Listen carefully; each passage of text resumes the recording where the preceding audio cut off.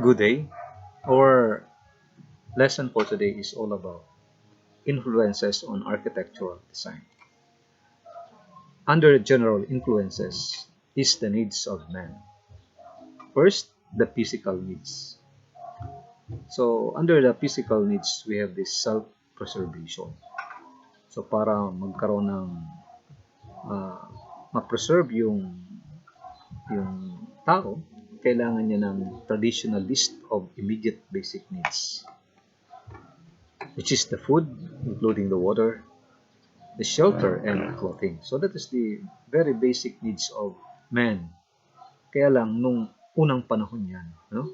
But in modern, this emphasize the minimum level of consumption of basic needs of not just food, water, clothing, and shelter. But of course, sinama na rito yung sanitation. So when you say sanitation, it is the promotion of hygiene and prevention of disease by maintenance of sanitary conditions, such as removal of sewage trash, yung mga dumi na galing sa mga toilet, sa kitchen, no?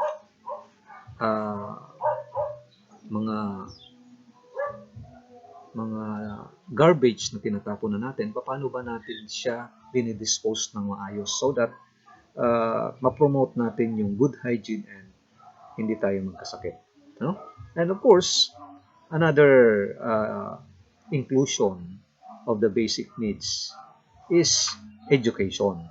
So, man and woman should be educated sa modern days or sa ngayong panahon na ito. Pag hindi ka edukado, napakahirap na maging ma-preserve ka. No? Kumbaga, karamihan sa mga hindi educated person, lalo na kung wala naman silang yaman, lalong naghihirap. So, you must be educated para mapapagpatuloy mo yung buhay dito. And of course, healthcare. So, kailangan natin yung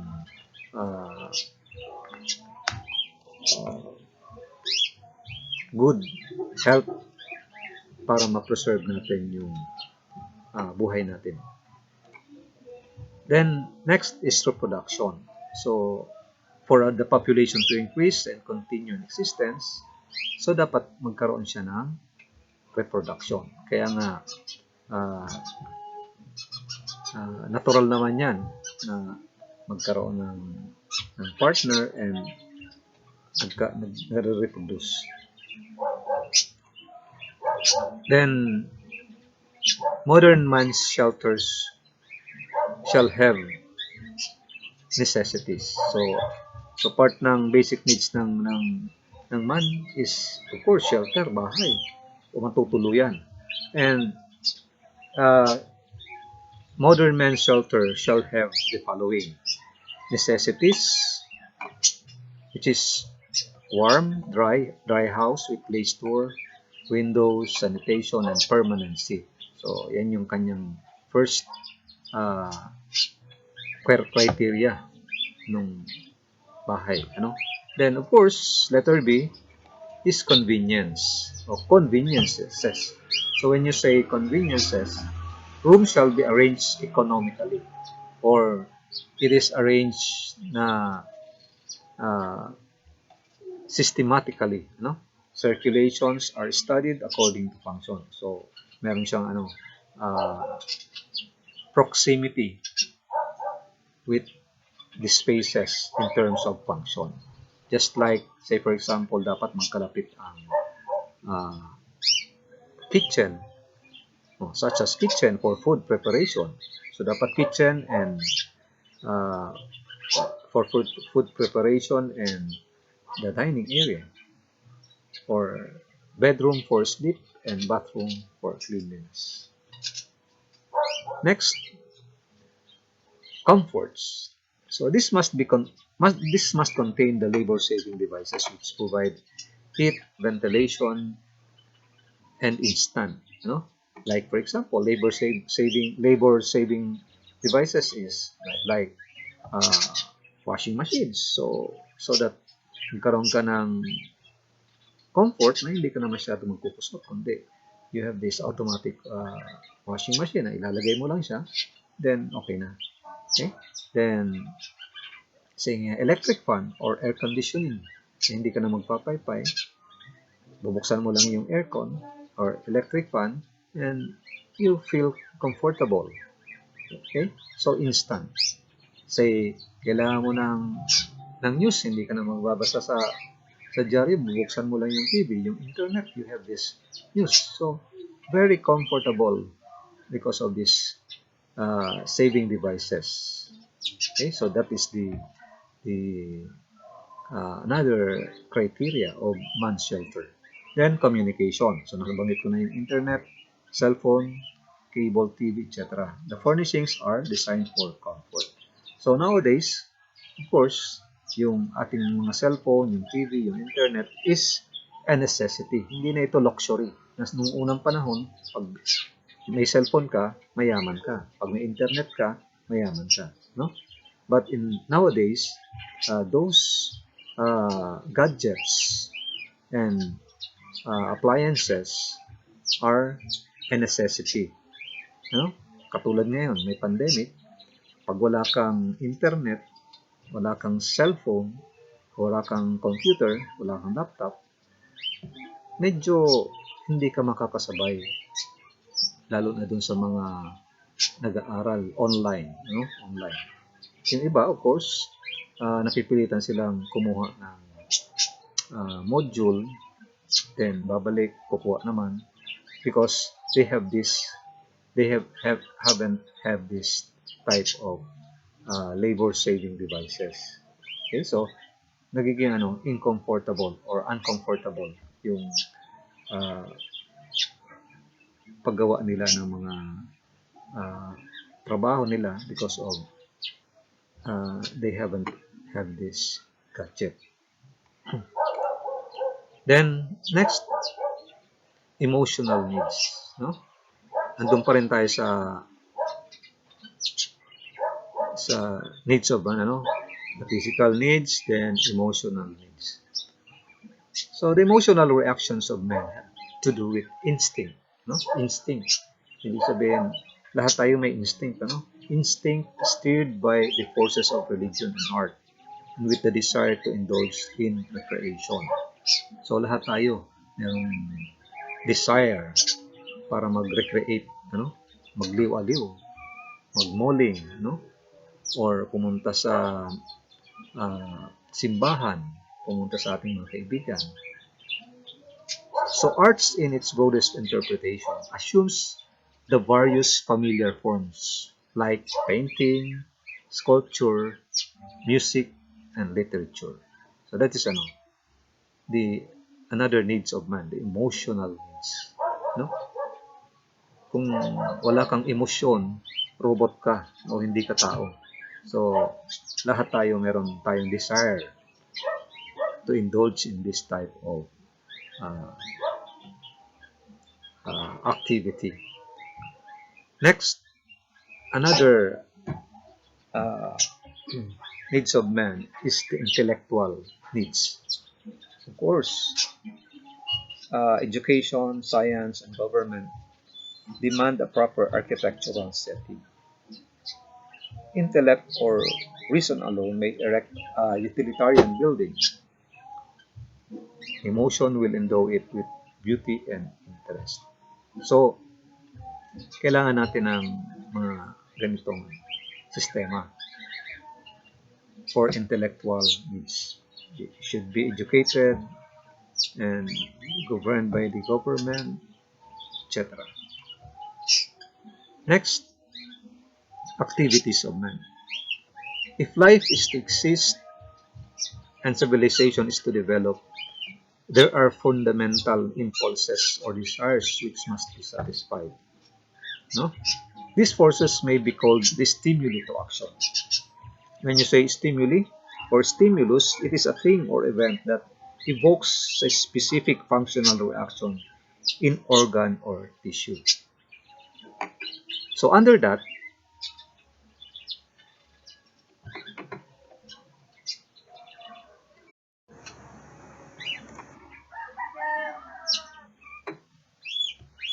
So under that, first is the desire for preservation. So we have already mentioned it earlier that in order to be preserved, in obtaining food, shelter, clothing, and security, a civilized man must have commerce, government, and religion. Kasi kung wala kang komersyo, wala kang gobyerno and religion, magkakaroon ng mga chaos o magulo.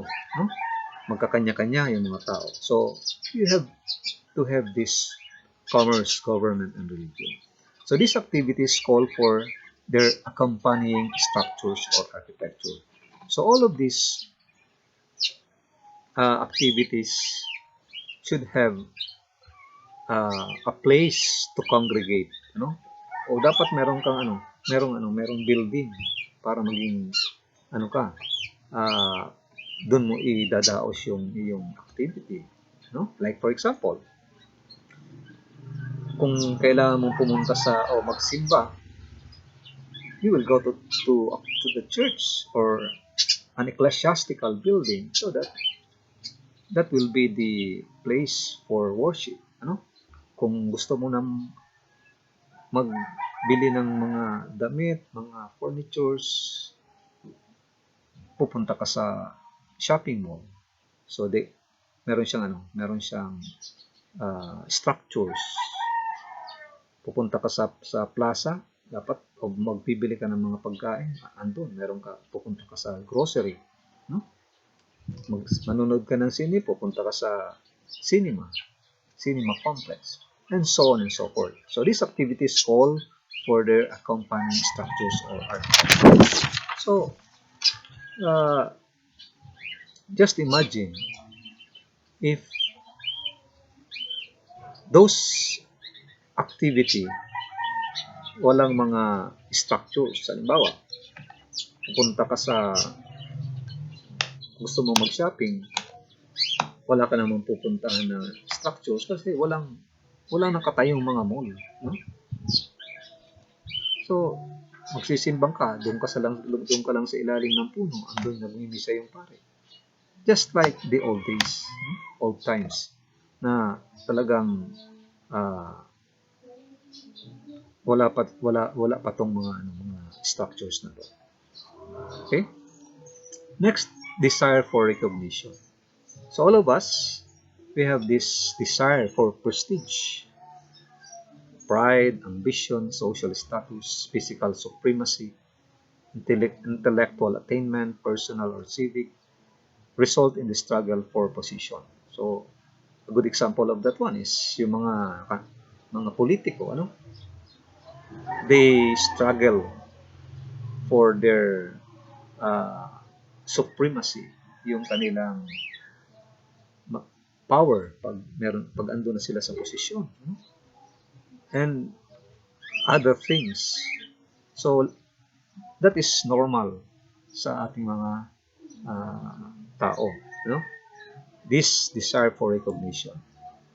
As a result, men build palaces, skyscrapers, communities may erect cathedrals or public buildings and monuments. So itong mga desire for recognition, desire for preservation, or activities of men, ito yung result o ito yung pinanggalingan ng ating mga structures, ano? This is the result. Nag-build ng mga high-rise building or skyscrapers, palaces, etc. Desire for response. This arises from gregarious natures of man. When you say gregarious, sociable, ano? Or fond of company. Bihira lang siguro sa tao ang hindi mahilig makipag-sosyalan, no? Or walang barkada, or nag-iisa lang. Kaya nga, kung ikaw yung taong walang kaibigan, mahilig ka mag-isa, medyo may problema ka sa attitude mo. Ika nga, no man is an island. Ibig sabihin, walang nabubuhay na mag-isa lang. Dapat meron kang karamay. No? So, in seeking the companionship of his fellow creatures, man congregates. Man congregates. Nagsasama-sama. Kahit nga may birthday o mag-invite ka ng mga friends mo to celebrate. No? Pag merong kasalan, you men congregate because that is the nature and the desire for response. So his or her social instinct called for fraternal buildings and city clubs. So fraternal buildings or fraternal organization means buildings and facilities owned or operated by a corporation, association, or a persons for a social, educational, religious, or recreational purposes. So ito yung ano nila, instinct na gumawa sila ng fraternal buildings. His semi-public buildings may contain banquet halls and ballrooms. So ito yung mga buildings or banquet halls means a building used for assembly of persons where private social functions are held and where facilities are provided for the preparation of food. So, karamihan dito, say, hotel, ano? Yung mga hotel, mayroong mga banquet halls and ballrooms so that pag marami silang guests, doon sila nagkakaroon ng mga activity or doon sila nagpe-prepare ng o nagsiserve ng food, no? Sa mga hotels and public buildings. His home must have a living room to make human association possible. So, a very common space na doon sa bahay natin, no? Sa bahay nyo, is a living room. Ano ba yung living room? Ito yung space or area wherein we accommodate visitors or we usually congregate as a family doon sa living room, nanonood ng TV, nag-uusap, etc. Next, self-expression or desire for self-expression. This is the urge of man to assert himself as an individual, to do things in his particular way. Just like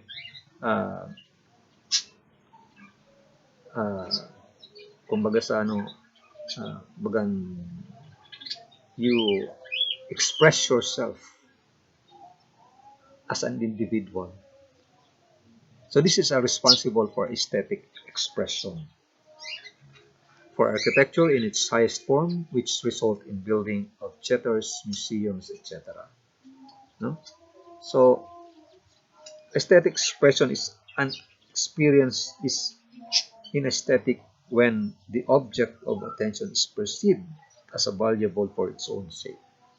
So, because of this desire for self-expression na talagang nature na ng tao, this is the responsible in which the result is we build or the people build theaters, museums, cinema, and other structures for their self-expression.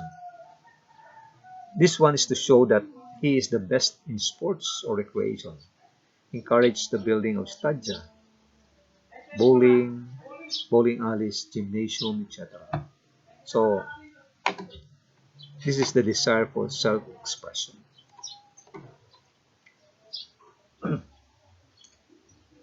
Next, influence of nature. Climate and topography influence the life and habits of a nation. They decide what foods shall be grown and what occupation shall be followed. Okay? They decide what will be grown and what occupation shall be followed. They determine what regions will develop farmers, sailors, or merchants. Climate aids in giving to races their own particular traits, so these races in turn create architecture with local or national characteristics. So, when you say influence of nature in relation to architectural design, climate and topography, of course, influence the lives and habit of a nation. Kung halimbawa, sobrang lamig, medyo yung activity ng ah, mga tao doon, iba sa activity ng nasa tropical countries, no? And vice versa. Iba rin yung kanilang way of life, no? Yung kung paano nila dalhin yung kanilang sarili. First, the climate. This affects the habits and temperaments of people. Those near the sea are quiet and taciturn and bold people. When you say taciturn, ito yung mga ano lang, hindi masyado umiimik na tao. Very reserved, uncommunicative in speech, saying little. So ito yung mga type of people. So pag malapit ka sa dagat, these are easygoing and carefree and produce an architecture different from people in the cold and forested areas whose people plan in advance. This requires initiative, patience, and energy. So, dun sa mga malalamig na lugar, forested, they think in advance. No? Halimbawa, doon ka sa malamig, no? Iniisip mo na magkakaroon ng yelo o sobrang lamig. So, ang iba nag-iimbak na ng mga kahoy para they use it as a fuel para sigain, para painitin yung hangin. No? In the Arctic regions, civilization is less advanced, as climatic conditions are so unprotected and absorb so much energy that the natives have little surplus with which to develop civilization on Earth. So of course, kung makikita mo sa mga Arctic regions, yung mga Arctic regions, ito yung andun sa North Pole, sa South Pole, wherein talagang sobrang lamig, talagang yellow. Medyo mahirap gumalaw doon. Kaya nga, civilization is less advanced as climatic conditions are so unprotective and absorb so much energy that the natives have little surplus with which to develop civilization on Earth. So doon kailangan gumamit ng so much energy. Halimbawa, kuryente. So mag-invest ka ng marami para lang magkaroon ng comfortable temperature. No? Yung iba doon, talagang in terms sa pagkain,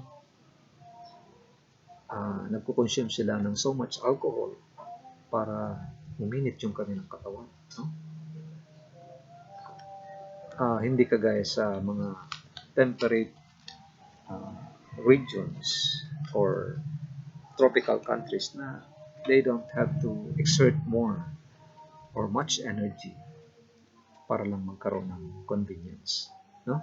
So that's why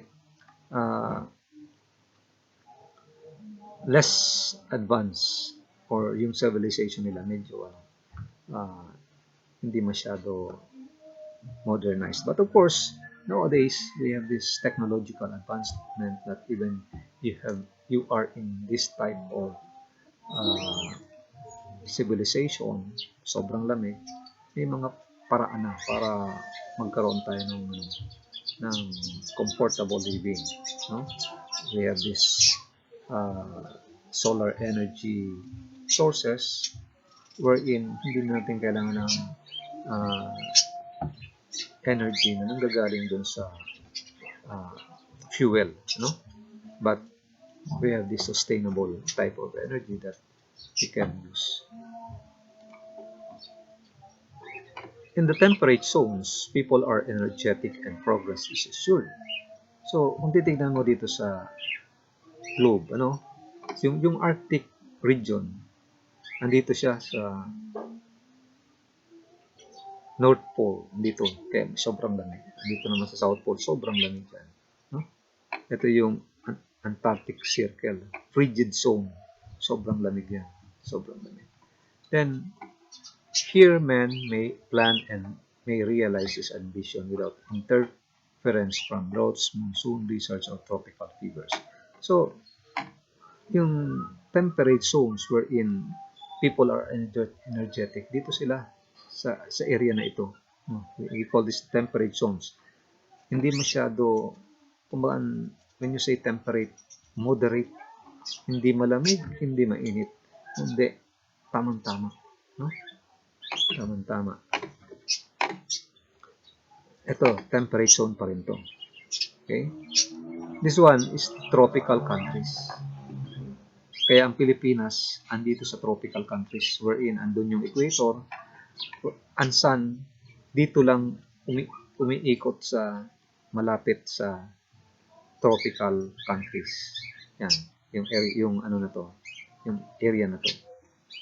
So, makikita nyo na bakit dito sa tropical countries hindi nagyayelo.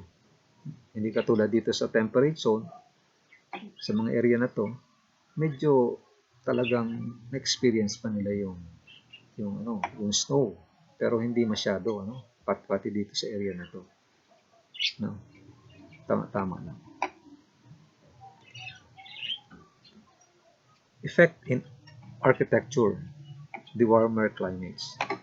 So what is the effect of warmer climates sa architecture? In warmer climates, the buildings may be more flamboyant in their conceptions, and usually a closer relations exist between the works of man and nature. The works of man and nature. So makikita mo rito, this one is the existing vegetation, which is the nature, and the works of man. Magkalapit lang sila. Where vegetation is more luxuriant, more attention is paid to the color, texture of surfaces, treatment. Plain wall areas give an opportunity for contrast with the color of the foliage. In warmer climates, you can observe in the plants are more open and often include courts or patios. So kung makikita mo rito, more open siya. More open. Andun yung veranda, may balcony ka dyan, may or veranda. Okay? And cross ventilation, meaning to say, yung hangin pumapasok sa loob ng bahay, that is cross ventilation. Vegetation gives shades from the low-angle western sun but does not block the breezes. So, vegetation, say for example, if this is the north orientation, wherein this one is the east, the west, and the south, of course. So, morning sun, andito sa east. So, pag andito yung sun, sa area na to, ito yung mga shades. This vegetation gives shades from the sun. And pag andito naman yung sun during the afternoon sa west side, meron naman siyang vegetation here to provide barrier para hindi mainitan itong area na to. Okay? So this one is a typical plan for a warmer climate location. Okay? During colder climates, the architecture is more severe and the designer depends less upon the landscape for final effect. Colors are usually more subdued. So kung makikita mo, hindi masyado sila dun sa vegetation. No? The architecture is more severe and the designer depends less upon the landscape for final effect. Colors are more subdued, more compact in arrangement. The severe cold winds is avoided by providing a cover from portion of the building to the other. So as you can see, the uh, interior side ng building, hindi siya masyado open because they prevent the cold climate to enter into the interior of the building. Then, in structural elements, in the past, walls were load-bearing. Walls thickness were thick to carry the load of the floors and the roof, and also to resist the extremes of temperature and to protect man from his enemies. So, load-bearing, makapal yung kanilang mga wall, ano? Yan.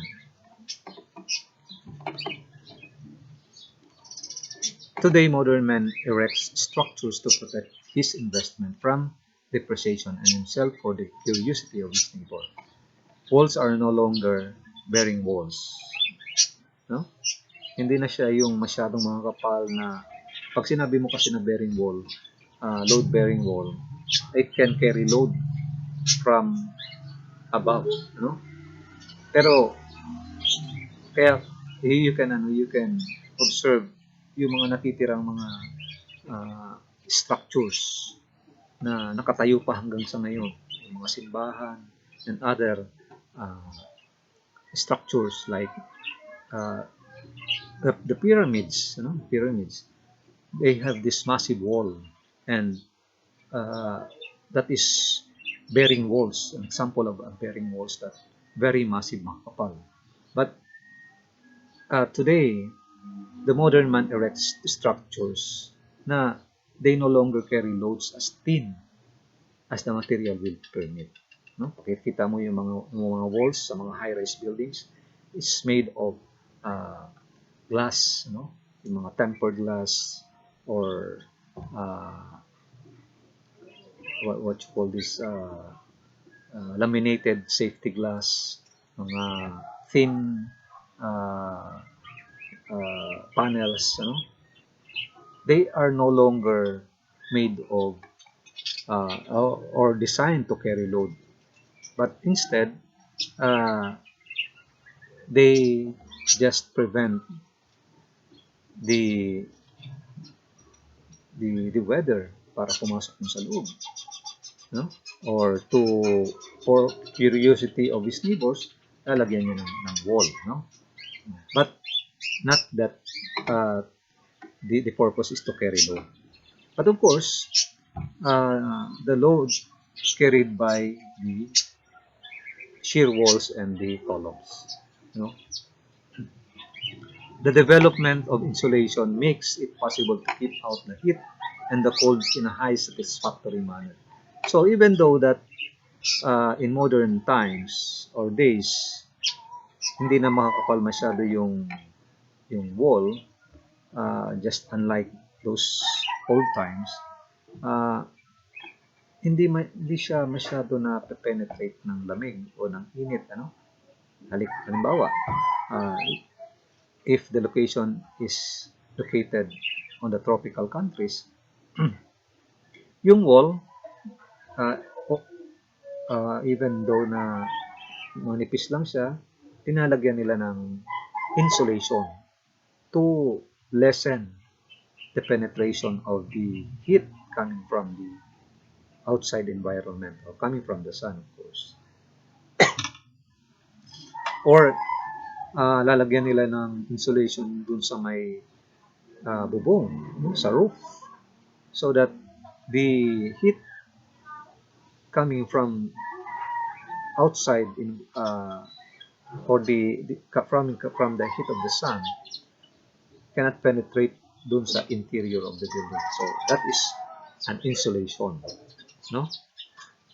Or dun naman sa mga malalamig na lugar, they provide insulation to prevent or to lessen the penetration of the cold temperature.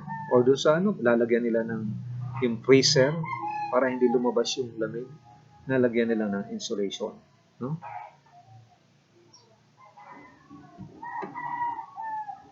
So if you have queries or questions, you can just inform me through our GC.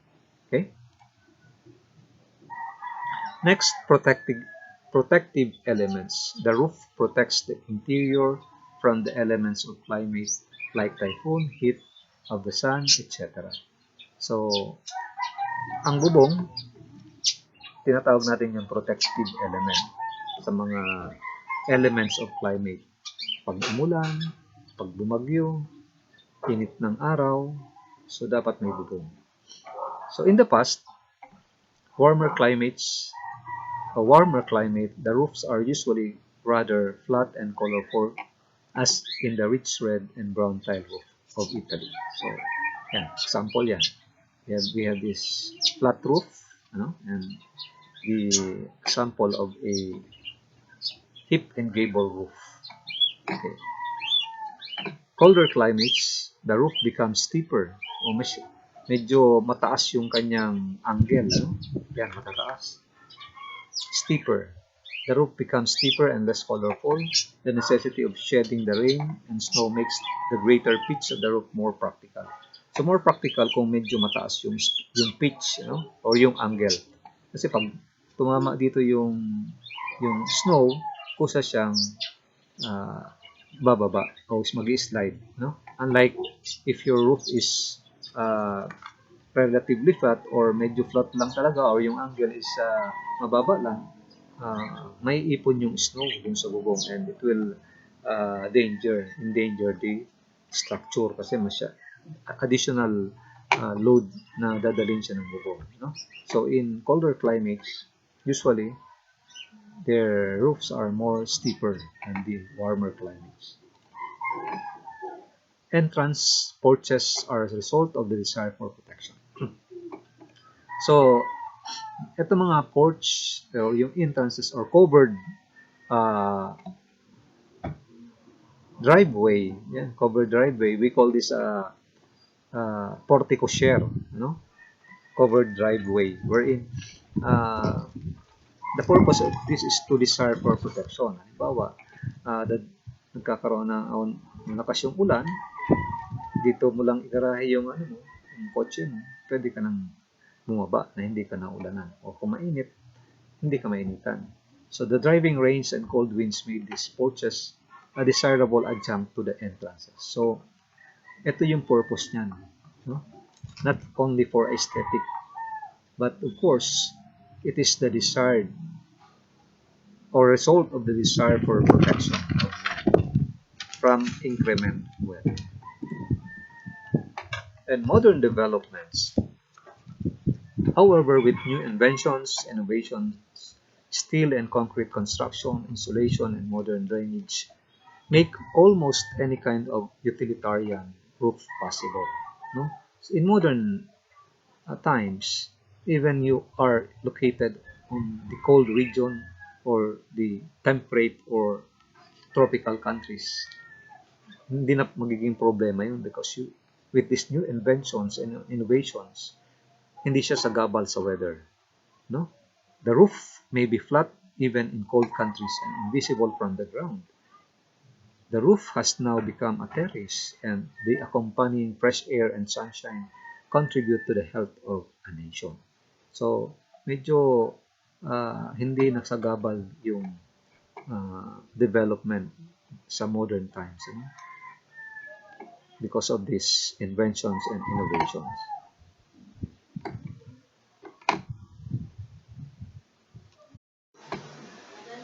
Next, circulatory elements. Windows permit the entrance of light and circulation of air. Doors, stairs, corridors, circulation of human traffic and materials. We call that circulatory elements. In the past, warmer climates, windows are usually small in order not to admit too much light, which produces excessive heat and glare. So sa mga maiinit na lugar, nung una, they usually provide only small uh, openings like windows. The purpose of that, of course, is to prevent excessive heat and glare. So as you can see in the presentation, uh, yan, maliliit lang siya. That is in the past. In colder climates, windows are usually large in order to capture the greatest amount of light and heat the interior. So, sa colder climates, kung titignan mo, malalaki yung window so that pag,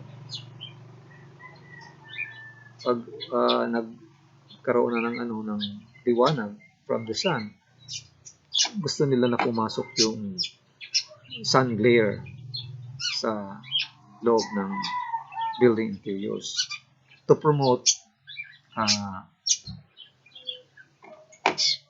hot temperature. Kasi malamig sa kanila, gusto nila yan para medyo maibsan yung temperature, yung cold temperature.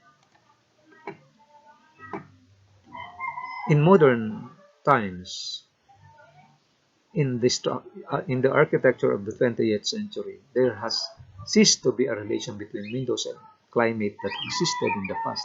So even though that you are located in the cold climates or in a hot climates or in a tropical countries, hindi na ito sa Davao because of these innovations and technological advancement. We can now heat or cool our houses in a satisfactory manner with less reference to the sizes of openings and windows open simply contribute to the cheerfulness of the interior. No? So, meron na tayong ginagamit na HVAC or heating, ventilation, and air conditioning na pwedeng palamigin, pwedeng painitin yung loob ng bahay o ng building. No? Or we can use low E windows that you can, even though you are in the tropical countries or hot climate, you can use large window openings and use this type of material, itong glass, low E windows, wherein yung heat coming from the sun, the infrared, the visible lights, the ultraviolet rays cannot penetrate 100% on the building interiors. So magkaroon man siya ng penetration is very minimal, no?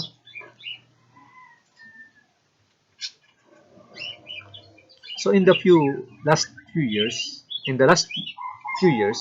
there has come a new conception of hygienic and therapeutic possibilities of the window. So a type of glass has been developed which does not filter out the ultraviolet rays of the sunshine, as does ordinary window glass. So man also invented machines for air conditioning, heating, and ventilating, and this machine age brought about the suggestion of windowless buildings. So, ano ba yung windowless buildings? Yan. Nauso na itong windowless noong unang 90s, Windowless, ibig sabihin, konti lang yung kanyang window openings. A good example of that one is, dati ang mga design ng Schumart building or SM, very massive. Wala siyang, kukunti lang talaga yung window openings niya. Ang purpose niya is to provide artificial light doon sa loob so that pag inilawan mo yung isang produkto, kasi magtitinda ka ng sapatos, pag inilawan mo yung sapatos na yun, talagang na-enhance yung product. No? Pag may damit, tapos iilawan mo, na-enhance yung product. In sa mga grocery, like yung mga isda, halimbawa, yung isda, bakit iniilawan sa plaza kahit maliwanag? Iniilawan siya. So, ang purpose niya ng light is to enhance the product. So, yung isda, inilawan mo, nagmumukhang sariwa kahit hindi na sariwa. So, that is the concept of this windowless building. Para lang magkaroon sila ng usually sa SM ganyan ang concept. Kaya lang ngayon, nabago na. Because yung kuryente nagmahal.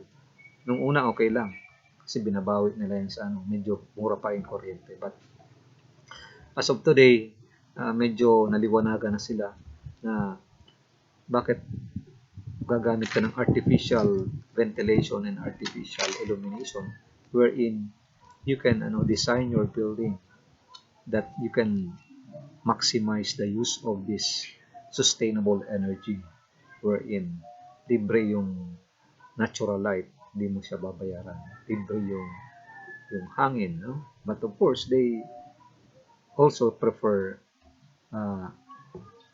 artificial ventilations like air conditioning system because kasama yan sa nila strategy that it can invite people yung sa loob kasi medyo malamig, no?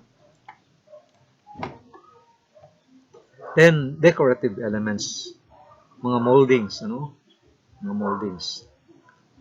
In warmer climates with brilliant sunshine, pronounced moldings are unnecessary and undesirable. So hindi masyado may kailangan yung mga decorative elements, yung mga moldings, no? But of course, today we use moldings for aesthetic purposes, para gumanda, ma-enhance, for aesthetic, for benustas, the beauty. When moldings are used, the curves should be flatter and more smooth. But in older times, in the past, may function yung moldings, hindi lang for aesthetic purposes or for beauty. For colder climates, sculpture and moldings are usually deeply curved and undercut to catch the maximum amount of light. So that is the purpose. The purpose is to catch, ibig sabihin para makuha mo yung maximum amount of light. No? So kung itong mga curves na yan, dyan pumupunta yung light or yung init galing dun sa sun. Dyan. Yan. Talagang sumusuot siya dyan sa mga curves or sculpture moldings na yan. The purpose is to retain, to parang hina-harness mo yung init, harness, iniipon mo yung init doon sa structure mo, diyan sa mga moldings na yan. And when the time comes that wala nang sikat ng araw, siya naman yung magkakaroon ng ang tawag sa ilalabas niya naman yung init.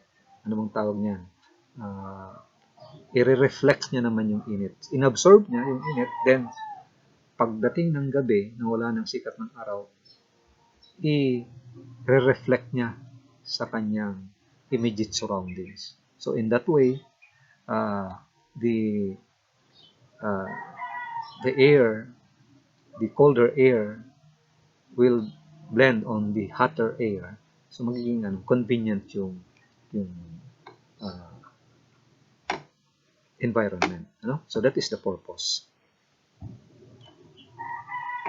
Color. Color is a decorative element which in warm countries assumes an importance rivaling that of carving. Plain walls, surfaces in white or light pastel tones with their various textures cut the sunlight and allow an interesting play of shadow from projecting roots and adjoining trees. So colored tiles are also conspicuous in the architecture in Mediterranean countries. So topography. In the earliest periods of civilization, the elements of topography mountains, deserts and seas constituted barriers to migration. So itong mga elements of topography like mga bundok, desierto, yung sea, nagiging hindrance or barriers para mag-migrate yung mga tao o pumunta doon sa ibang lugar. This retarded the intermingling of people and the cross-fertilization of cultures. Kaya nga nung unang panahon, mahirap magkaroon ng mag-travel ang tao because of these uh, elements of topography na nagiging hindrance or barriers. So, ideas traveled slowly, and the customs and arts of different countries assume definite national patterns. So, because kung ano yung idea ng isang lugar, hindi basta-basta ita-transfer dun sa isang lugar because it traveled very slow because of the hindrance of this topography, elements of topography, no? Because of lack of transportation. Wala pa naman nung eroplano, walang internet, no? Walang masyadong vehicle, ano? Meron lang yung barko na may katig, ay na may yung doon pinapaandar ng hangin, no? So very slow yung pag-travel ng ideas. However, as navigation became more of science, the sea that had been a barrier became an aid to travel and communication. Topography, in its broadest sense, may mean the general terrain or contour of the surface of the entire country. If the country is small and topography is uniform, there tends to be a similarity of character in the architecture. So, kung uniform yung topography, medyo similar yung character or yung architectural character. It may be nationalistic and may assume traits common to the entire area. So in the mountain regions, in a setting of rocks, cliffs with violent changes in the direction of the contour of the site, the building should appear to grow of its surroundings. No? To grow of its surroundings. Parang parang yung other discussion natin dyan is yung close to nature, yung may term, nalimutan ko lang yung term. So the building should be informal. The floor levels of the major parts should follow as far as is convenient the slope of the ground. So if it crowns an eminence, its steep roofs with vertically effects may serve as a fitting termination of a commanding height. So an example of this mountain regions with structures, no? Appear to grow out of its surroundings. Parang tumubo lang siya na halaman, no? So that is the concept.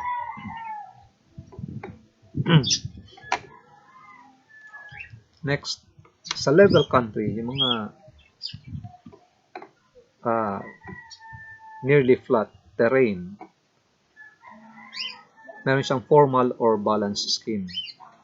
Formal or balanced scheme. Yan. Ano siya? Very formal and is more satisfactory. While an asymmetrical or informal plan is possible on such a site. So, halimbawa, ito yung site mo. Medyo yung terrain niya is hindi flat. No? We call that informal, sloping site informality. No? But, of course, different consideration din pag ganito yung site mo. No? Surface water, runoff and infiltration, pababa yung tubig. Then, pagdating dito, badly drained roads and paths.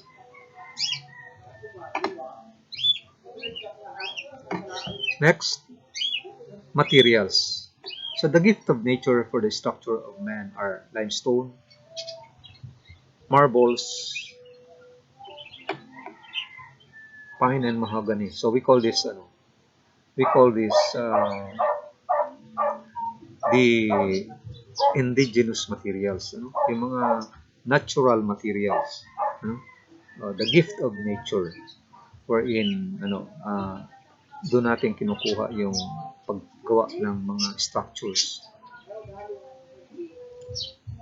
In the past, certain materials have had a local use of and have influenced the development of the indigenous architecture since there was a lack of method of conveyance. So, kung sa lugar mo walang walang ganong klaseng materials, hindi mo siya gagamitin kasi uh, wala ka namang way para i-transport yung materials na andun sa ibang lugar papunta dun sa project site mo. Okay? So, instead they use an indigenous materials, or they call their building indigenous architecture because the material that is found only on the local settings, kung ano lang ang meron doon sa lugar, yun ang ginagamit. So, that is indigenous material or architecture. However, they have changed as new contacts were made and as new developments came into existence. No? New development came into existence. Ideas were borrowed, commerce and industry grew, and now modern transportation has made buildings materials international in distribution and use. No? So, meaning to say, because of the new development, modern transportation, even though the material is only exist on that particular country. Halimbawa, yung mga gusto mo ng mga materials andun pa sa Italy o andun pa sa US, sa Japan, you can easily transport that particular materials dito sa Pilipinas, no? I-ano mo lang siya, i-order mo lang siya, then dadalhin na yan dito ng supplier, no? Because of the modern communication and transportation. The ideas were borrowed, ideas coming from the European countries, coming from other Asian countries, nadadala dito sa atin, no? Yung idea na yan. And nagagamit natin. So that's why we can also construct new development using modern materials, no? Coming from other parts of the world.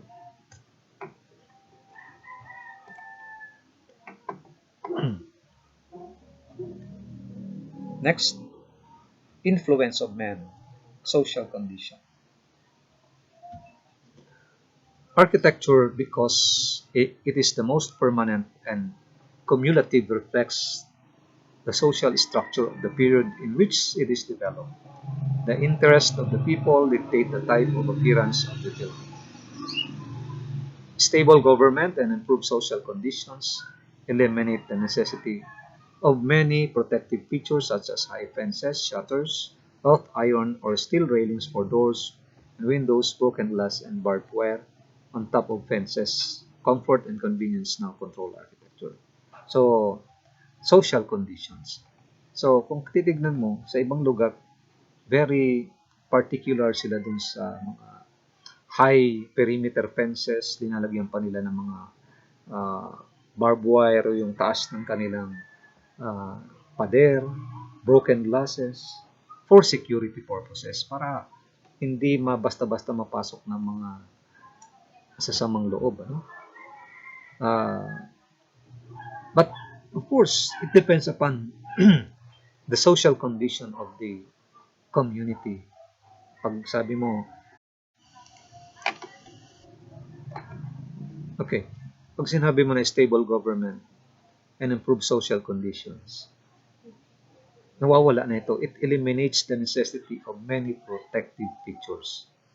Just like in Metro Manila, no? And other areas or sa ibang bansa, hindi nila kailangan ng perimeter fence to provide security, no? Wala kang makikita mga fences, ano? Because they have this security na once na may pumasok doon, automatic yan. Doon mag-alarm sa police station and the police will can uh, immediately response, no? So in our country, meron din tayo niyan sa mga exclusive subdivision na walang mga bakod, walang mga bakod. And even here in Sorsogon City, our governor Chis Escudero also uh, practiced that type of thinking na we have this stable government, ano? But of course, sa mga ano lang, mga government institution like the provincial capital, the gymnasium, yung ating yung katabi ng provincial gymnasium natin na ano na uh, building, if you can observe that they have no perimeter fence and they want to establish that our government is stable, no?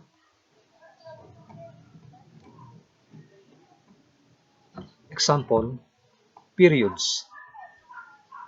The different architectural character in the different periods of architecture is shown in the interest of man at that time, as shown in their buildings. So in the 20th century, our social structure has become so complex that confusion rather than simplicity is its chief characteristic. So the automobile has made it possible for us to live many miles from our work, but has created a traffic problem. No, so that is the social condition. Uh, we're in Metro Manila. Uh,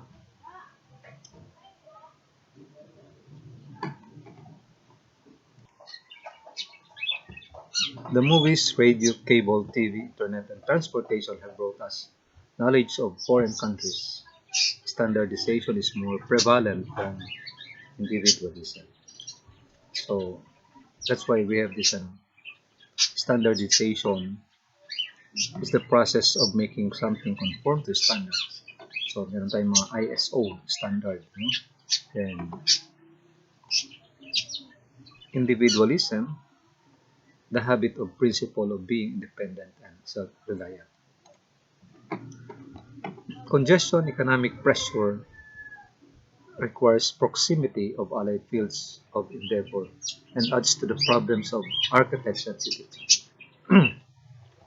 In Metro Manila, they are very congested uh, nowadays. You know? So the urban planner, the city planner is uh, more uh, have more problems of the type of congestion and pressure. This complexity of our social system is reflected in our architecture.